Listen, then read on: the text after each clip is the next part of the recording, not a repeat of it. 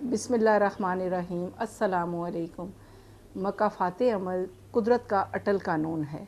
अब सुना है कि मलक रियाज़, हालांकि मेरी सियासत में या इन चीज़ों में कोई दिलचस्पी नहीं है, मैं अपने रूहानियत के पैटर्न पे बस अपना काम करती हूँ, लोगों को सुनती हूँ, उनके दुख दर्द। तो बीच में बड़े बड़े लोग आ जाते हैं ऐसे जिनके साथ कुछ हुआ होता है, तो वो अपनी जो फरियाद सुनाते हैं। तो मलक रियाज़ का मैंने जब सुना कि वो बाहर है और उसको पैम्पर लगा हुआ है, तो मुझे ये याद आया कि एक बुढ़ी अम्मा हमारे पास इधर आई, बड़ी फरियादी थी। उसने बैसाखी पे थी वो बेचारी, और मैंने देखा कि उनका एक कांटा है।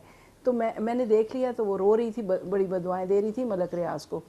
तो उसने कांटा, मैंने कहा अम्मा जी आपका एक कांटा कहीं गिर गया है।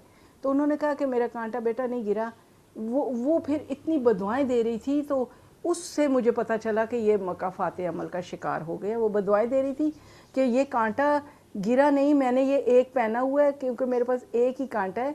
मतलब एक मैंने इसलिए पहना हुआ कि मैं किसी के घर में रहती हूँ और अगर मैं मार जाऊँ तो मेरा कफन दफन ये इसको बेच के किया जाए। तो अब उनका घर छीन लिया था, उस ज़माने की बात है, और ये कोई 35 साल पहले की बात है।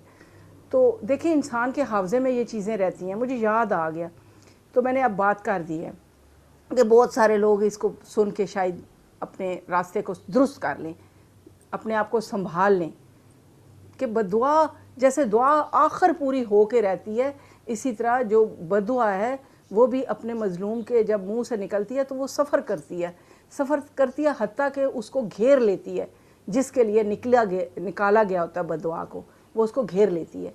तो मेरे पास चूँकि दुखों दर्दों के मारे हुए लोग आते हैं, तो वो जो बात करते हैं उससे फिर वो, अब हमारे भी इतने साल हो गए तो हमें ये चीज़ें याद आ जाती हैं। अल्लाह हाफिज़।